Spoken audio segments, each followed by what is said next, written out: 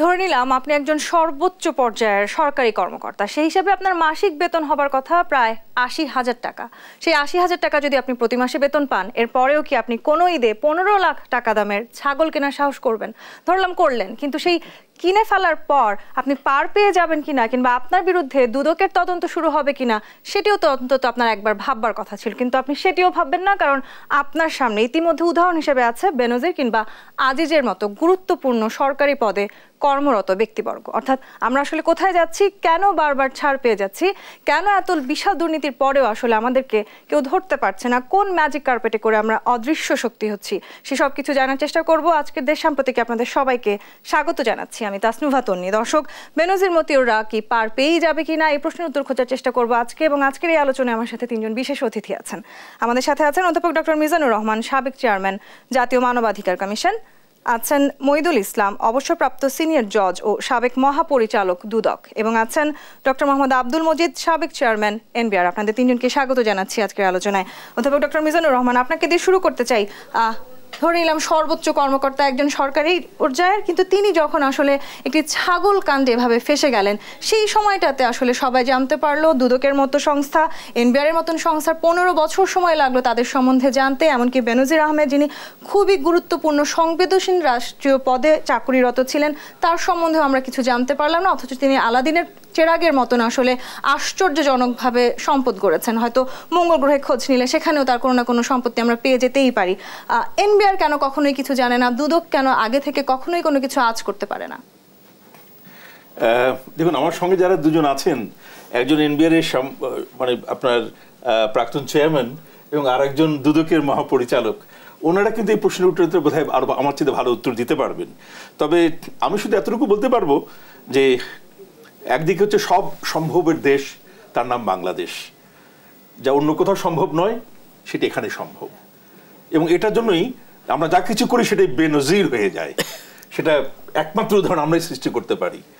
এবং এটার জন্য কারো মতিভ্রমের দরকার হয় না। এটার জন্য যেটা দরকার সেটা একজনকে হতে হয় মতিউর রহমান।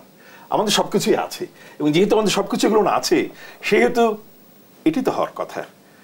দেখুন, আমি আইনের শিক্ষক, সেখান থেকে যদি আমাকে একটু সিরিয়াসলি বলতে হয়, অনেক ভেরি সিরিয়াস টোন, তাহলে যদি সমাজ এবং রাষ্ট্রে আইনের শাসনের দুর্বলতা থাকে, বা আইনের শাসন নড়বড়ে হয়ে পড়ে, যদি জবাবদিহিতা না থাকে, স্বচ্ছতা না থাকে, যদি সুশাসনের অভাব দেখা দেয়, তাহলে এই কর্মকাণ্ডগুলো ব্যাধির মতো এবং মারাত্মক ব্যাধির মতো কিন্তু ছড়িয়ে পড়ে। সেই ব্যাধির কোনো অসুখ যে হলে সাধারণত আমরা এক ধরনের ওষুধের ব্যবস্থা করি, সেই ওষুধের কি কোনো ব্যবস্থা বাংলাদেশে এই মুহূর্তে নেই?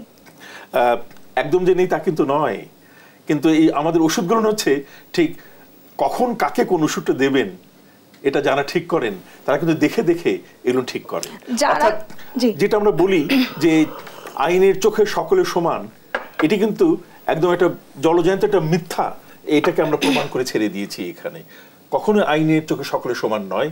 আমরা দেখছি যে লোক দেখে দেখে, ব্যক্তি দেখে দেখে আমরা কার ক্ষেত্রে আইন প্রয়োগ করা হবে, কিভাবে প্রয়োগ করা হবে, কতটুকু প্রয়োগ করা হবে, সেটি আমরা ঠিক করছি। মইদুল ইসলাম, একটু আপনার কাছে আসি। মতিভ্রম না হয়েও মতিউর রহমানরা যখন আসলে এই ধরনের কর্মকাণ্ড ঘটাচ্ছেন, কিংবা স্যার যেটি বলছিলেন বেনজিরদের যে সম্পদের পরিমাণ সেটি একেবারেই বেনজির, আমরা আসলে এই ধরনের নজির এর আগে কখনোই দেখিনি। দুদক তাহলে এতদিন কোথায় ছিল? দুদক কেন আসলে অন্য কোনোভাবে, অন্য কোনো তথ্য যখন প্রকাশিত হলো, এরপরে কেন দুদক নড়ে চড়ে উঠলো? জি, ধন্যবাদ। না, দুদক তো সবাই যেখানে ছিল, দুদকও সেখানেই ছিল। তারপরেও যেটি পত্রপত্রিকার মাধ্যমে জানা, যে দুদক 4বার চেষ্টা করেছে তার বিরুদ্ধে, কিন্তু পরে সেটা আপনার পারেনি, পরিসমাপ্ত করেছে। জি। তো সেই জায়গায়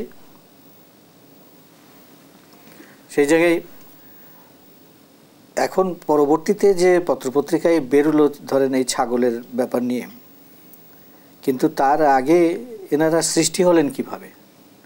মতিউর রহমান তো নিজে নিজে গিয়ে ধরেন পদে বসেননি, কিংবা আরও যাদের নাম বললেন, আমি আর নাম বলতে চাইছি না, তারা তো নিজে নিজে পদে বসেননি। কেউ তো তাদেরকে পছন্দ করেছেন, কেউ তো তাদেরকে নিয়ে এসছেন। তো তাদের ব্যাকগ্রাউন্ড কি চেক করা হয়েছিল কিনা, কিভাবে চেক করা হয়েছিল? তাহলে আমাদের যে সমস্ত গোয়েন্দা সংস্থাগুলো আছে তারা কিভাবে আছে, তাদের অতীত কর্মকাণ্ডগুলো কীরকম ছিল। একদিনে হঠাৎ করে তো এরকম মানুষ একজন দুর্নীতিপরায়ণ হয়ে যেতে পারে না হঠাৎ করে একদিন, তার কিছু পূর্বের খাসলত থাকতে হয়। তো সেই খাসলতগুলো কি আপনার খতিয়ে দেখা হয়েছিল এই অ্যাপয়েন্টমেন্টগুলো দেবার আগে? সেগুলো দেয়া হয়নি। সেটা দেওয়া হলে আর এরকম হতো না। তা আপনার যখন ক্ষমতায় থাকলেন তখন তারা যে দুর্নীতি করলেন, দুদক তাহলে তাদের দুর্নীতি দমন করার জন্য কোনো ধরনের পদক্ষেপ কেন নিল না? না, তখন তো ধরেন পত্রপত্রিকাও এগুলো খবর বেরোয়নি। এবং দুদককে কি তাহলে শুধুমাত্র পত্রপত্রিকার উপর নির্ভর করে বসে থাকতে হচ্ছে? না, যেটার উপরে পত্রিকা সংবাদ প্রকাশ করতে পারেনি, একজন পত্রিকা সম্পাদক প্রকাশ্যে বলেছেন যে আমরা জানতাম, প্রকাশ করতে পারিনি, ভয়। সেটি হ্যাঁ বলেছেন, উনি ভয়ের কথাই বলেছেন। জি, তো একইভাবে দুদকেরও অবস্থা সেইটাই দাঁড়াবে। আমি জানি না, কারণ আমি তো আর ছিলাম না সেখানে, চলে এসেছি।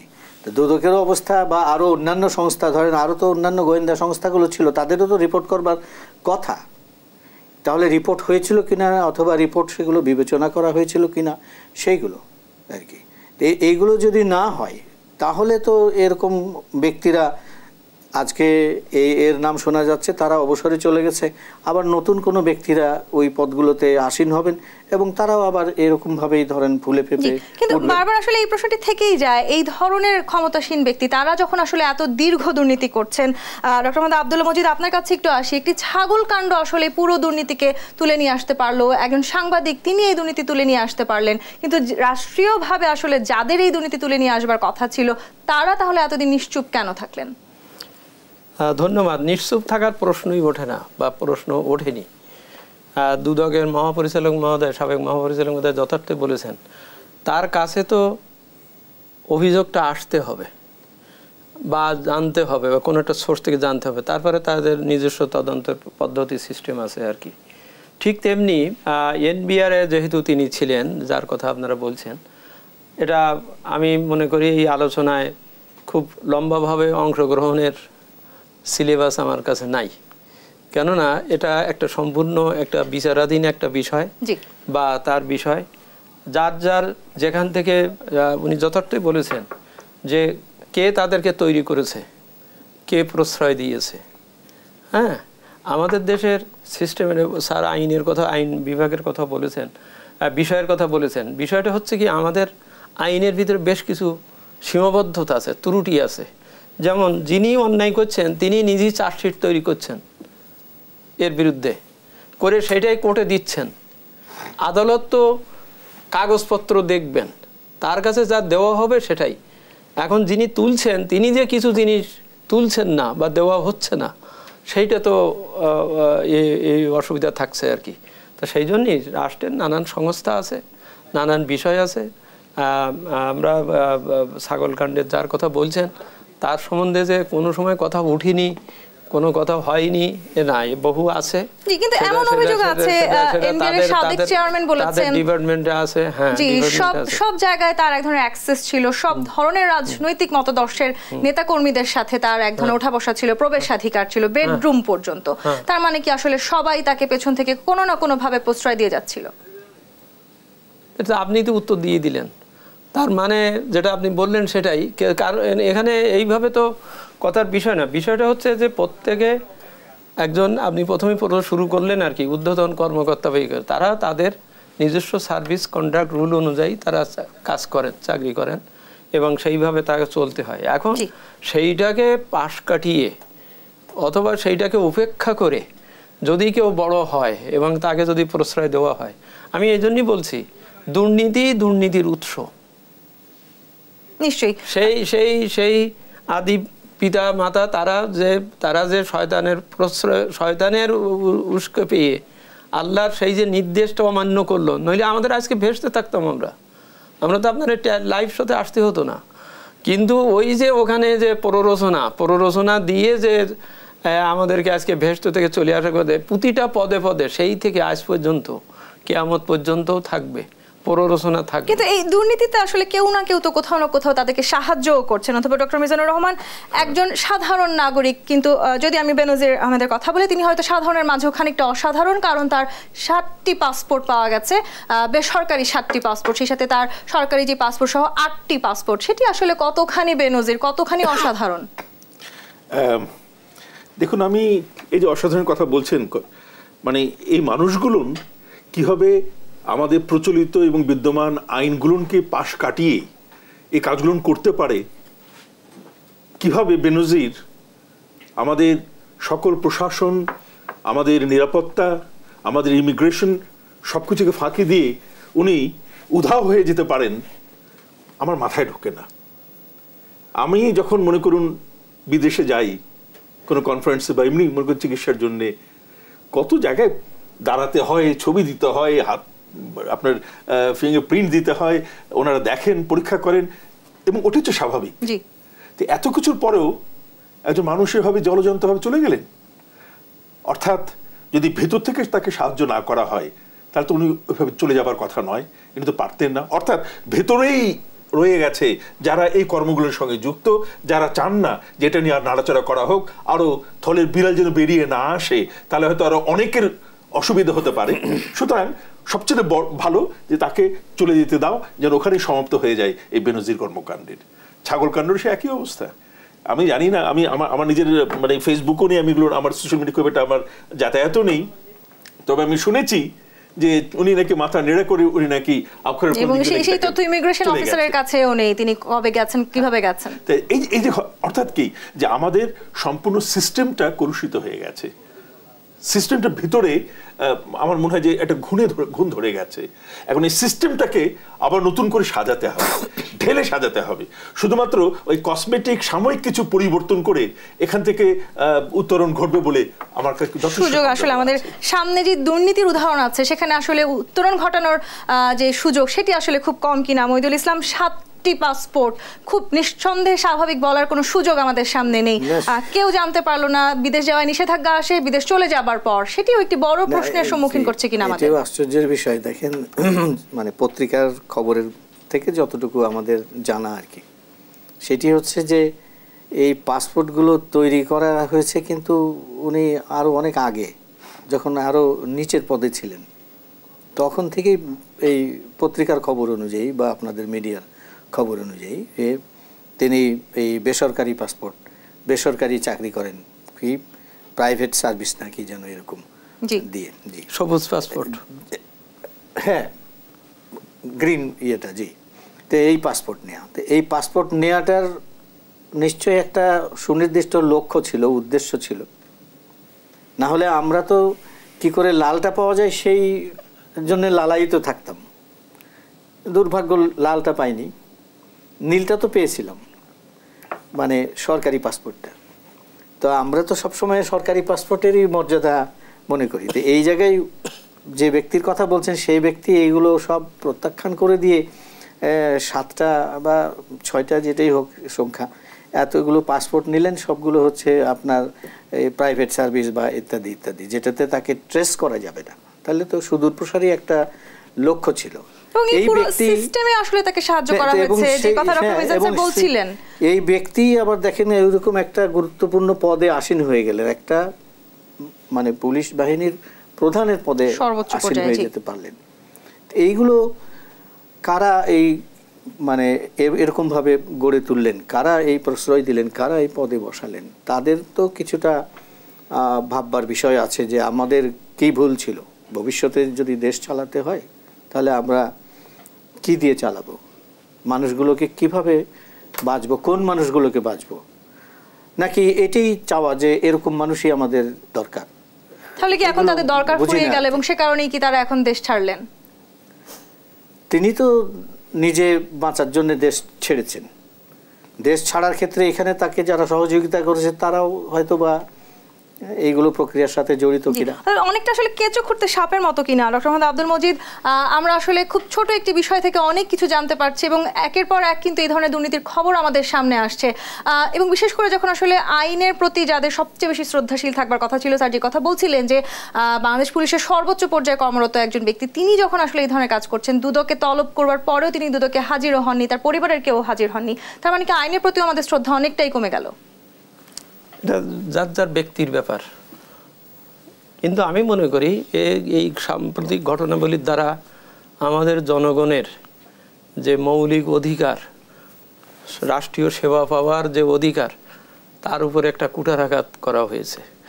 আস্থাহীনতার একটা বড় পরিবেশ সৃষ্টি করা হয়েছে, যেখানে একজন সাধারণ মানুষ একটা পাসপোর্ট নিতে গেলে তার এনআইডি থেকে শুরু করে কোথায় আপলোড করতে হয়, আজকাল কি সব সিস্টেম, পুলিশ ভেরিফিকেশন, অনেক কিছু। সেখানে একজন লোক, মানে যিনি সর্বোচ্চ, যিনি এই কর্তৃপক্ষের একজন অংশ, যিনি এই ইস্যুর ব্যাপারে, ওটা তো স্বরাষ্ট্র মন্ত্রণালয়ের অধীনেরই একটা ডিপার্টমেন্ট, তো সেইটাকে অপব্যবহার করে যখন নিতে পারেন, তো তখন মানুষের সামনে আমি কিন্তু বারবার এই জিনিসটা মনে করছি যে আমাদের মূল্যবোধ প্রচণ্ডভাবে আঘাতপ্রাপ্ত হচ্ছে। সেখানে যখন আমরা এটিও বলবার চেষ্টা করছি যে ইমিগ্রেশনও জানেন না তারা কোথায়, বাংলাদেশের কেউই জানেন না তারা কোথায়, এমনকি সরকারের সর্বোচ্চ পর্যায়ে একজন মন্ত্রী, তিনিও বলেছেন, স্বরাষ্ট্রমন্ত্রীর কথাই আমি বলতে চাই, তিনিও বলেছেন তিনিও জানেন না। কিন্তু এতই কি সহজ আসলে একটি দেশ ত্যাগ করা? মোটেই না, সহজ না। যেমন আমি বলি, উদাহরণ দেই, কি হালদার, পিকে হালদার বেনাপোল ল্যান্ডপোর্ট থেকে জাস্ট কেবল ক্রস করলেন, তারপরে চিঠিটা গেল তার কাছে, ইমিগ্রেশনের চিঠিটা গেল তার কাছে, জাস্ট উনি পার হওয়ার পরেই গেল। তাহলে কি আমরা নিষেধাজ্ঞার জন্য অপেক্ষা করি কবে তারা দেশ ছাড়বে? না, এখানে স্যার ওই জন্যই কথাগুলো বলছেন যে এই সুযোগগুলো কিভাবে তৈরি হয়। যেমন যদি বলা হয় যে, যেটা জানা যাচ্ছে যে তিনি কি আখা উড়ানা কোন জায়গা দিয়ে গিয়েছেন বলছেন, তো এই আমার আধা ঘন্টা লাগার কথা না তো। আমি যদি এই সমস্ত ল্যান্ড পোর্টগুলোকে যদি আমি রিপোর্ট চাই যে গত এই এত কয়েক ঘন্টায় কে গিয়েছে বা কি গেছে, আমি একটা ছোট উদাহরণ দিই, একটা বাস্তব উদাহরণ। আমি অডিট অ্যান্ড অ্যাকাউন্ট সার্ভিসে থাকার সময় সেখানে আমাদের একজন অফিসার অভিযোগ আসলো যে সে বেআইনিভাবে বিদেশে গেছে, সে সরকারের কাছে ছুটি নেয়নি, গিয়েছে আর কি, এবং সেইটা তদন্তভারটা আমার উপর দেওয়া হলো। এবং সে নিজেও আমার বললো, স্যার হ্যাঁ আমি গিয়েছি, কিন্তু আপনি কিভাবে প্রমাণ করবেন? কি আশ্চর্য! আমি তার পাসপোর্ট চাইলাম, বললো যে এটা হারিয়ে গেছে, থানায় ডায়েরি করেছি, পাসপোর্ট দিতে পারলো না। শেষ পর্যন্ত আমি যেটা করলাম, তৎকালীন এসবির যিনি ছিলেন, তিনি এখনও আমাদের বাংলাদেশ ডায়াবেটিক সমিতির চাকরি করেন, ভেরি অনেস্ট অফিসার। আমি তারে বললাম, I want a certificate, thorough certificate from your documents in the airport, যে গেছে বা গেছে কিনা। এটা 1986 সালের কথা বলছি, হ্যাঁ। এবং উনি কিন্তু সার্চ করে করে এই চেষ্টা যদি আমরা করি তাহলে হয়তো আমরা খুঁজে পেতে পারতাম। এই নামের একজন করাচি হয়ে ঢুকেছেন, এইটুকু প্রমাণটা পাওয়া গেল। আমি ওই এক লাইন রিপোর্টটা দিয়ে দিলাম। এখন এই যে প্রমাণ করার ব্যাপারটা, এটাকে যদি আমি সত্যি মনে করি যে সিরিয়াসলি আমার এটা ধরতে পেরেছে, তাহলে তো এরকম পিকে হালদার চলে যাওয়ার পরে চিঠি যায় কেন? এই প্রশ্নটি মহিদুল ইসলাম একটু আপনার কাছে করতে চাই। আপনি যেহেতু দুদকের সাবেক মহাপরিচালক ছিলেন, দুদক কি তাহলে বাংলা সিনেমার পুলিশের মতো সবসময় আসলে কোনো না কোনো অঘটন ঘটে যাবার পরেই আসলে স্থানে উপস্থিত হচ্ছে? আমরা কার্যত তাই দেখছি কয়েকটা ঘটনায়, যেমন পিকে হালদারের ক্ষেত্রে যেটি ঘটলো, তারপরে পুলিশের আরেকজন সোহেল রানার ক্ষেত্রেও একইভাবে বিদেশে চলে গেল, আরও এখনকারগুলো তো গেলই। এইগুলো ধরেন দুদকের যে গতিতে এগোনোর কথা ছিল, কারণ যারা ধরেন আসামিদের পেছনে ছুটবেন, তদন্ত করবেন, তাদের তো একটা স্বাভাবিক চিন্তা থাকার কথা যে আসামিদের আইকিউ নিজের চাইতেও বেশি, মানে যারা তদন্ত করছেন তাদের চাইতে একটু বেশি না হলে অপরাধ কাণ্ড করা যায় না। তো সেই জায়গায় একটু ভাববার কথা যে সে কিন্তু আরও নানান রকম কয়েকটা স্টেপ ফেলবে, তাহলে সেই স্টেপগুলো তো যারা তদন্ত করছেন তারা ভাববে যে এরপরে সেই ব্যক্তিটা কী কী স্টেপ নিতে পারে, তাহলে সেই অনুযায়ী পদক্ষেপ নেওয়া। প্রথম পদক্ষেপ হচ্ছে দ্রুত নিষেধাজ্ঞা, দ্বিতীয় পদক্ষেপ হচ্ছে দ্রুত গ্রেপ্তার, তৃতীয় পদক্ষেপ হচ্ছে আপনার সম্পদগুলোকে ইয়ে করা, ক্রোক ফ্রিজ করা। তো ওনারা তৃতীয়টা করেছেন অনেক দেরিতে।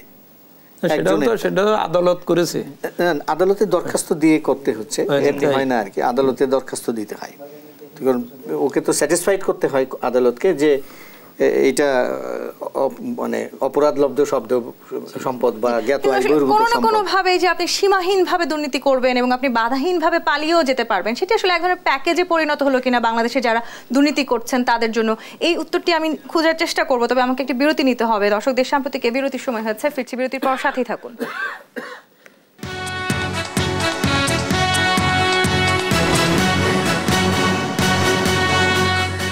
সাম্প্রতিক দেখছেন অধ্যাপক ডক্টর মিজানুর রহমান সীমাহীন দুর্নীতি করতে পারবেন, যে কোনো দুর্নীতিগ্রস্ত, এবং এরপরে তিনি বাধাহীনভাবে পালিয়েও যেতে পারবেন। সেটি কি আসলে আমরা এক ধরনের প্যাকেজ সিস্টেমে পরিণত করলাম কি? দেখুন, আসলে এভাবে আমরা নানাভাবে নানা অভিধায় আমরা এগুলোকে আমরা অভিষিক্ত করতে পারি। তবে আমি একটু মানে আপনার মূলের দিকে আবার যাবার চেষ্টা করি একটু, যে দেখুন, আমি যখন মানবাধিকার কমিশনের চেয়ারম্যান ছিলাম তখন কিন্তু আমি এই বাহিনীগুলোকে কেন্দ্র করে আমি বলেছিলাম যে এদের চেইন অফ কমান্ড ভেঙে গেছে। এবং চেইন অফ কমান্ড ভেঙে গেছে কেননা যারা অধস্তন তারাও কোনো না কোনো রাজনৈতিক একটা শক্তি বলে তারা যার উপরে যারা আছে তাদের চেয়ে বেশি শক্তিশালী হিসেবে নিজেকে মনে করেন। এবং তার ফল কিন্তু আজকে আমরা পাচ্ছি, যে যখন একটা ডিসিপ্লিন ফোর্সের ভিতরে যখন ডিসিপ্লিন থাকে না, এই তখন কিন্তু আপনার একটা পর্যায়ে গিয়ে আপনার এগুলো যে হবে এটাই স্বাভাবিক।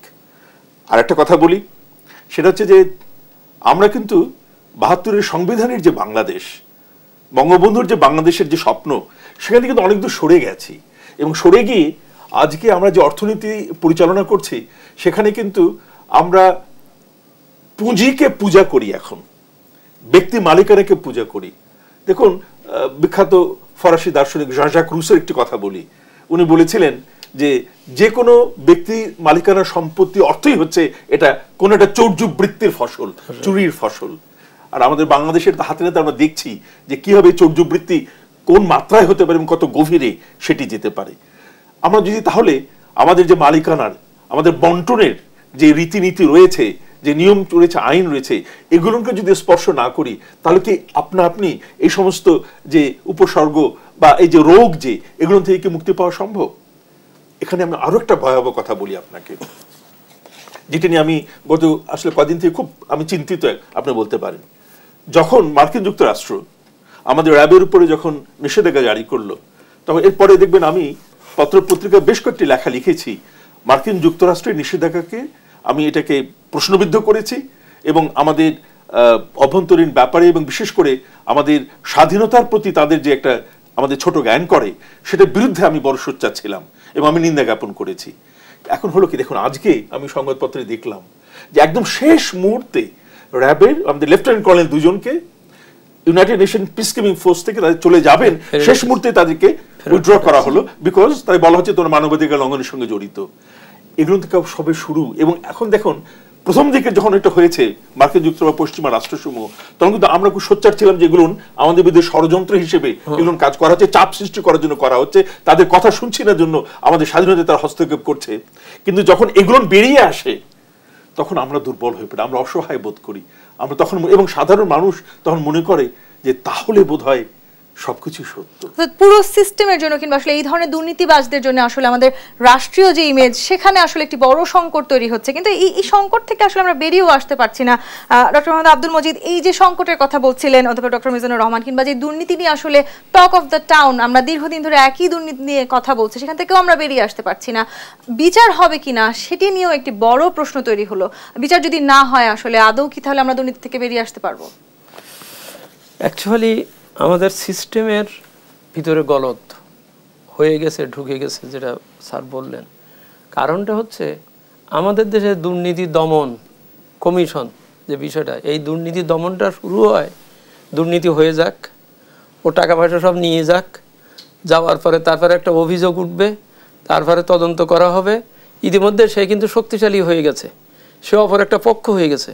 হয়ে যাওয়ার পরে আমি একটা জায়গায় একটা স্টাডি করেছিলাম একটা ডিপার্টমেন্টে, সেটা হচ্ছে আমি বললাম তুমি 100 টাকা আয় করো অন্যায় করে, এটা তোমার কি হয়?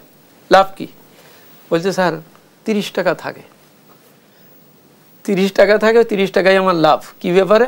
বললো আমি এই 100 টাকা এটা যে করছি আমি জানি যে এটা আমি অন্যায় করছি, তারপর এর উপর একটা অভিযোগ হবে, ওই একটা ডিপার্টমেন্টে আমার তদন্ত হবে, সেখানে কিছু পয়সা দিতে হবে, অমুকরে দিতে হবে, তারে দিতে হবে।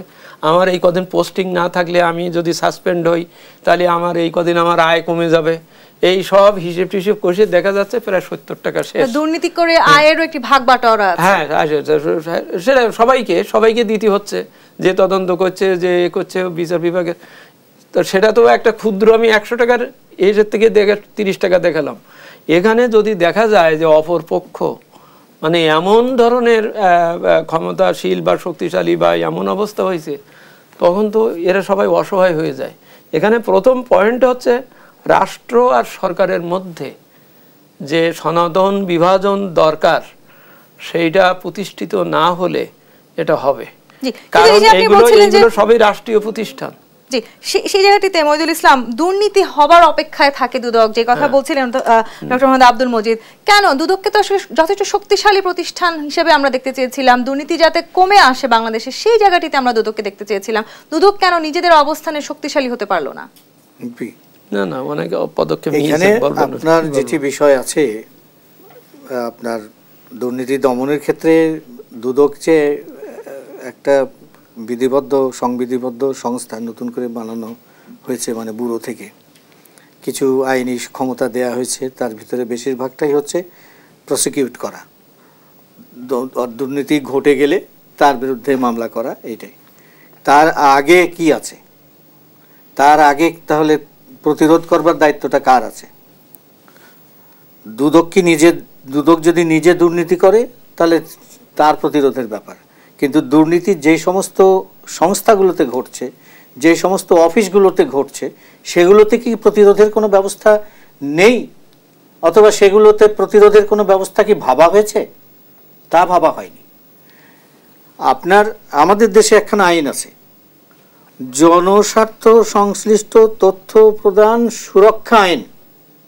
সেইখানে বলা হয়েছে যে সমস্ত ডিপার্টমেন্ট প্রত্যেকের যার যার অভ্যন্তরীণ দুর্নীতির কিছু কারবার খবরাখবর থাকলে সেইগুলো দুর্নীতি হলে দুদকের কাছে, পুলিশের ব্যাপার হলে পুলিশের কাছে। দিয়েছে কেউ দুদকের কাছে?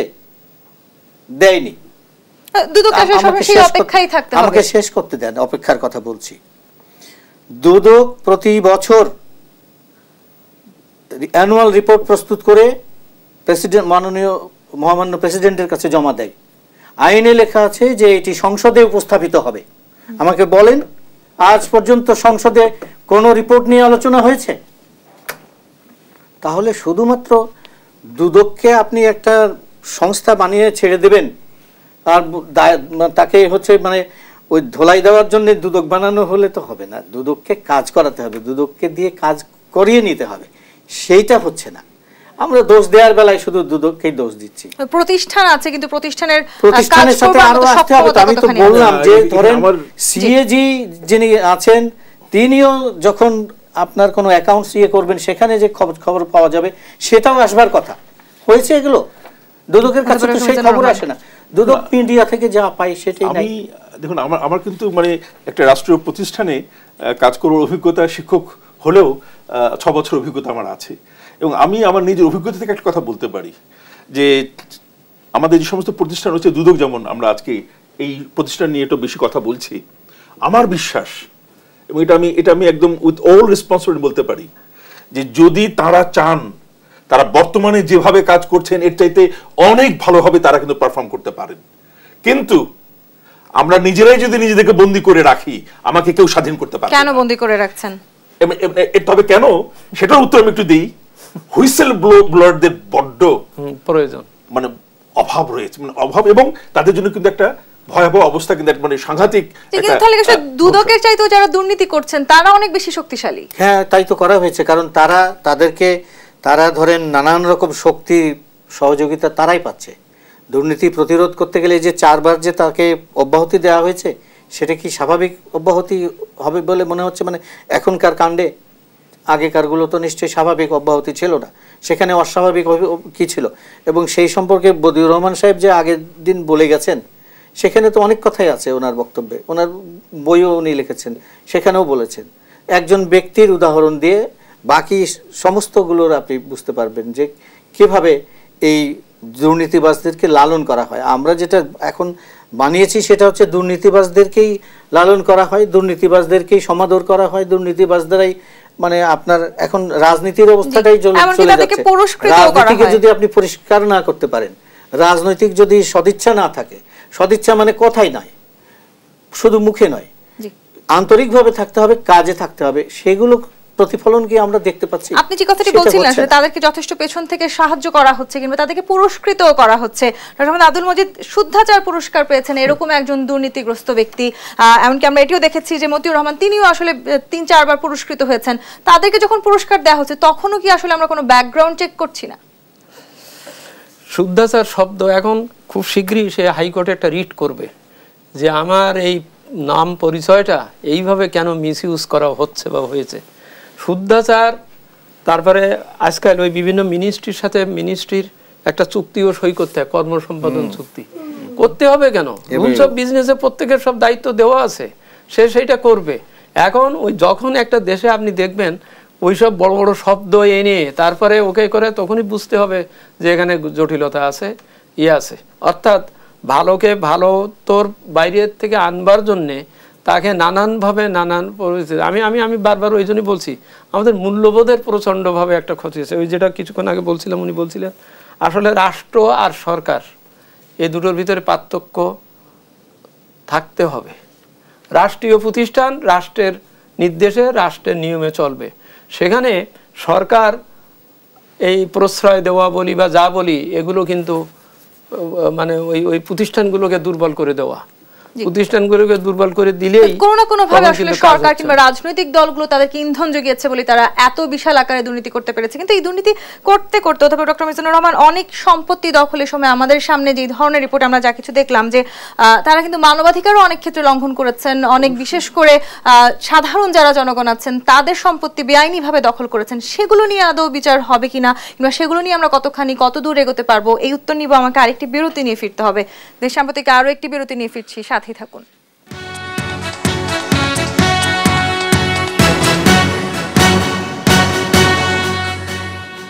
বিরতির পর আবারও ফিরে এলাম দেশ সাম্প্রতিক অধ্যাপক ডক্টর মিজানুর রহমান। যে জায়গাটিতে আসলে আমরা ছিলাম, এই ধরনের ব্যক্তিরা যখন দুর্নীতি করছেন, দুর্নীতির সাথে সাথে তারা কিন্তু বেশ কিছু মানবাধিকারও লঙ্ঘন করছেন। আমরা অনেক ধরনের খবর দেখতে পেয়েছি, বিশেষ করে সম্পত্তি দখল করবার সময় যে জোর জবরদস্তি আসলে সাধারণ জনগণের প্রতি করছেন, সেগুলো নিয়ে কি কোনো বিচার আদৌ হবে কিনা?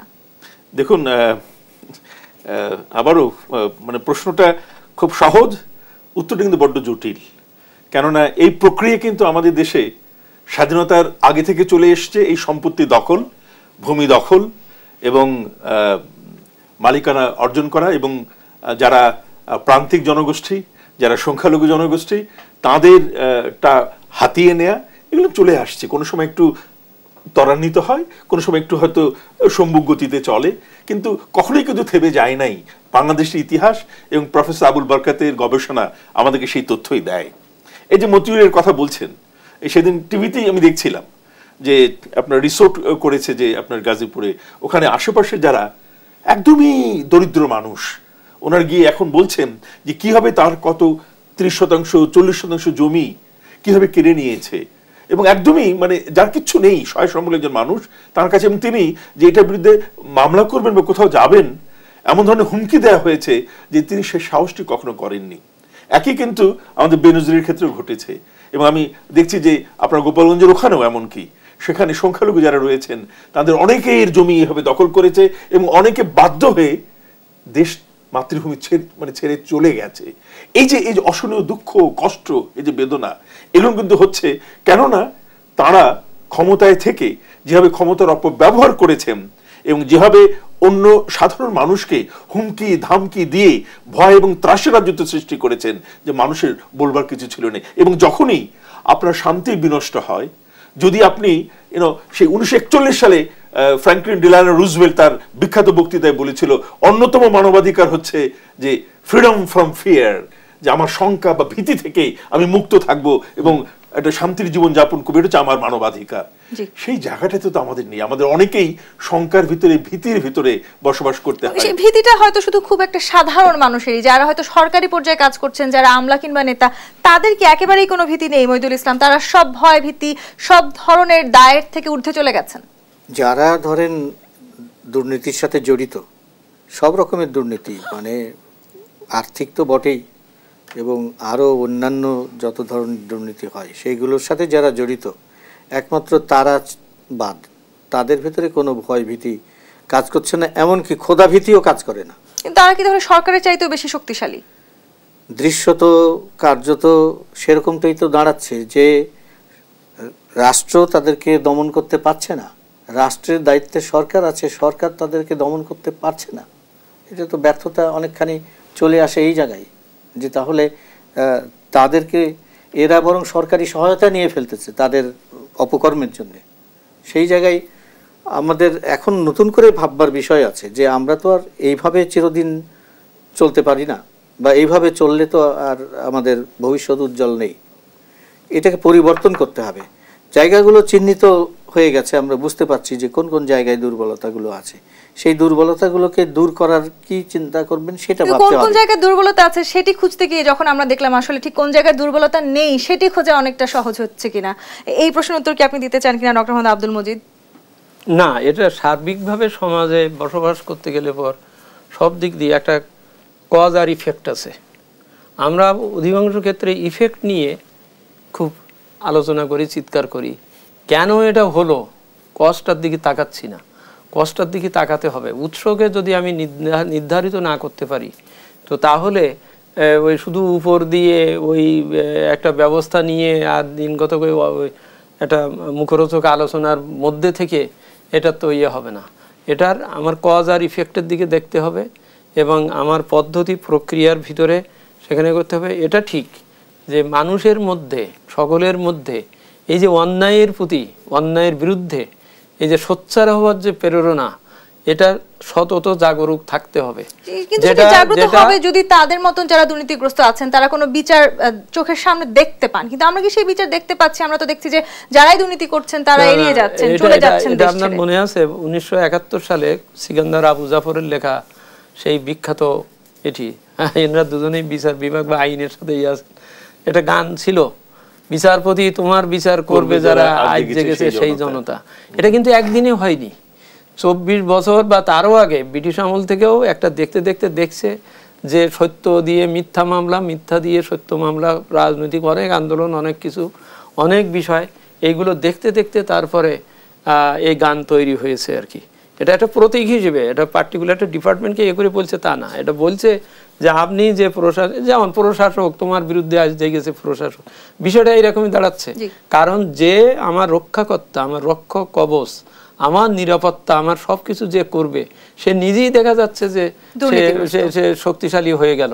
তার শক্তিশালী হয়ে আমার মৌলিক অধিকার, মানব অধিকার যাই বলি, এবং এমনও হচ্ছে, মনে হতে পারে যে একজন প্রচণ্ড অন্যায়কারী আদালতে যে নিয়ে নিচ্ছেন যে না ওনার ব্যবসা বন্ধ হয়ে যাবে, ওনার খুব অসুবিধা হবে, পারবে না, এই যে কথাটা বলছে, তারই তখন প্রশ্ন উঠে যে ওনার মানব অধিকারটা, ওনার মৌলিক অধিকারটা বড় হয় যদি, আর একজন মানুষ, গরিব মানুষের টাকা পয়সা খরচ করে যেয়ে ওখানে নালিশ করে তার অধিকার প্রতিষ্ঠা করতে যাবে, এটা তো স্যার নিজেও বলছেন যে আসলে মানবাধিকার প্রতিষ্ঠা করতে যাওয়াটাও যখন দুই রকম হয়ে যাচ্ছে, বৈষম্য এবং বিভেদ, বৈষম্য এবং বিভেদই এখানে সবচেয়ে বড় কাজ করছে। পাকিস্তান ভেঙেছে ব্রিটিশ আমল থেকেও, কিন্তু চার্চিলের সেই বহুদিনের সেই স্টাইল ডিভাইড অ্যান্ড রুল, এইটা কিন্তু পুরো পাকিস্তানকেও যেমন শেষ করে দিয়েছে। যে সমাজে যখন এইরকম বিভেদ আর বৈষম্য যখন হবে, তখন কিন্তু ওই আপনি মূল্যস্ফীতি আপনি কিভাবে কমাবেন? আপনি শান্তিনগর বাজারে যেয়ে আপনি 2500 টাকা নিয়ে গেছেন একটা ইলিশ মাছ কিনবেন, কিন্তু আপনি ওখানে দাঁড়িয়ে থাকতে থাকতেই এক লোক এসে 4টে উঠাই দিচ্ছে, পরগড়ে নোট তারে দিয়ে দিচ্ছে, সে দামও জিজ্ঞেস করলো না।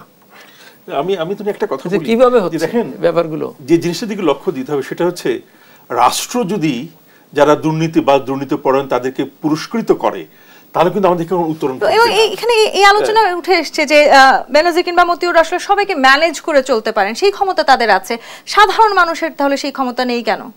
কেননা সাধারণ মানুষ, আমরা সংবিধান লিখে রেখেছি আমাদের 7 অনুচ্ছেদে যে প্রজাতন্ত্রের সকল ক্ষমতার মালিক জনগণ। এটা আমরা কথায় লিখে রেখেছি, কিন্তু এটা কখনো বাস্তবায়ন করবার কোনো স্পষ্ট পদক্ষেপ আমরা কিন্তু আজ পর্যন্ত গ্রহণ করি নাই। যার জন্য আজকে জনগণ ওই অন্তরালে রয়ে গেছে এবং ওই জনগণের মাথার উপরে দাঁড়িয়ে আমরা এই রাষ্ট্রের সকল সুযোগ সুবিধা অধিকারগুলো আমরা গুটি কয়েক মানুষ বা মানে কয়েক শতাংশ মানুষ জনগণের, তারা কিন্তু এটাকে ভোগ করছি। শুধু তাদেরকে মানে যারা দুর্নীতিপরায়ণ তাদেরকে যেমন আমার শাস্তির আওতায় নিয়ে আসতে হবে, জবাবদিহিতার আওতায় নিয়ে আসতে হবে, তাদেরকে শুদ্ধাচার পুরস্কার দিলে হবে না। এই দৃষ্টান্ত রাষ্ট্রকেই রাখতে হবে। রাষ্ট্র যতক্ষণ পর্যন্ত এই পদক্ষেপ গ্রহণ না করছে ততক্ষণ পর্যন্ত কিন্তু আমি উত্তরণ কোনো পথ দেখি না। কেননা আজকের কিন্তু ওই যে আমি যে কথা একটু আগে বলেছি যে আমরা পুঁজিকে পূজা করা শিখেছি, তাই ওনার সম্পদ কোত্থেকে উনি আহরণ করেছেন ওটা ন্যায়সঙ্গত ভাবে নাকি অন্যায় ভাবে ওটা আমার দেখার বিষয় নয়। উনি যত গাড়িতে করে হাঁকিয়ে আসছেন, আমি ওনাকে সালাম দিচ্ছি, আমি ওনাকে স্যার বলছি, কেননা আমি দেখছি যে ওনার প্রতাপ প্রতি, ওনার টাকা পয়সায় ভরা, ওনার এত সম্পদ, উনি সম্পদের মালিক। আমি সম্পদের কাছে আমি অসহায় একজন মানুষ হিসেবে আমি তার দিকে আমি অপলক দৃষ্টিতে তাকিয়ে থাকি। এই জায়গাটা যে নৈতিক অবস্থান, ডক্টর মজিদ বারবার বলছেন নৈতিকতার কথা, আমরা কিন্তু নৈতিকতার শিক্ষায় একদমই আমরা বোধহয় আমরা হারিয়ে ফেলেছি এগুলো, সেই আমাদের যে ঐতিহ্য। কেননা ওই 1900 স্বাধীনতার পর আব্দুল্লাহ আল মামুন একটা নাটক লিখেছিলেন সুবচন নির্বাসনে। সব সুবচনগুলোকে আমরা নির্বাসনের জন্য পাঠিয়ে দিয়েছি। সেই সুবচনগুলোকে সীতার মতো আমাদের একজন রাম লক্ষণ দরকার, যারা এই সুবচনগুলোকে আবার ফিরিয়ে নিয়ে আসবে আমাদের সমাজে। এই দুর্নীতিগ্রস্তদেরকে আসলে নির্বাসনে পাঠানোর মতন করে এক ধরনের তাদেরকে পার পেয়ে যাওয়ার সুযোগ করে দিচ্ছি, সেটিও আসলে একটি বড় কষ্টের জায়গা আমাদের জন্য। ডক্টর মহিদুল ইসলাম, আপনার কাছে একটু শেষ প্রশ্ন করতে চাই আমি। যে কথা আসলে এতক্ষণ আমরা বলছিলাম, যারা আসলে যথেষ্ট ক্ষমতাশীল তারা তাদের ক্ষমতার কারণে হোক কিংবা 7টি পাসপোর্টধারী হয়ে অদৃশ্য শক্তির মতন করে দেশ ছেড়ে চলে যাক, এরপরেও কি দুদক আসলে তাদের সামনে শক্তিশালী হয়ে দাঁড়াতে পারছে কিনা, পারবে কিনা? না, আমরা আশা করব যে দুদক তার যে আইনি শক্তি আছে এবং বিদ্যমান যে যতখানি যখন যেরকমটা অনুকূল পরিবেশ থাকে সেই পরিবেশে আপনার শক্তিশালীভাবে কাজ করবে। দুদকের এখানে এই কয়েকটা ঘটনায় যে ব্যর্থতা, সেই ব্যর্থতা হলো যে তার যাদের বিরুদ্ধে তার অনুসন্ধান করছে তারা কোথায় চলে গেছে সেই খোঁজ খবর তারা রাখতে পারে নাই, যথাসময়ে তাদেরকে গ্রেপ্তার করতে পারে নাই। এখন মামলা করতেও বিলম্ব করা হচ্ছে। এইগুলো দ্রুত করা উচিত। দুদকের ভেতরে শক্তি আছে, সেটি তারা করতে পারে। সেই প্রত্যাশা আমরা রাখতে চাই। আপনার আমাদের যে রাজনৈতিক ব্যবস্থা, আমাদের যে রাষ্ট্রীয় ব্যবস্থা, রাষ্ট্রীয় যে পরিবেশ এবং রাজনীতির পরিবেশের কথা তো বলতেই হবে, এইগুলো যাতে করে ভালো হয়। সাধারণ মানুষের কোনো দোষ নেই। সাধারণ মানুষ আপনার এই সমস্ত দুর্নীতির শিকার, তারা এখানে মানে ত্রাহি ত্রাহি করে কুল পাচ্ছে না। কিন্তু সেই মানুষ যারা আপনার দুর্নীতি করছে তাদেরকে যেন সরকার বা রাষ্ট্র কোনোভাবেই ছাড় না দেয়, আমরা সেই প্রত্যাশা রাখতে চাই। মহিদুল ইসলাম, ডক্টর মোহাম্মদ আব্দুল মজিদ এবং অধ্যাপক ডক্টর মিজানুর রহমান, ধন্যবাদ আপনাদেরকে আমাদেরকে সময় দেওয়ার জন্য। দর্শকদের সাম্প্রতিকের আগামী পর্ব দেখবার আমন্ত্রণ রইল। ধন্যবাদ এতক্ষণ আমাদের সাথে থাকার জন্য।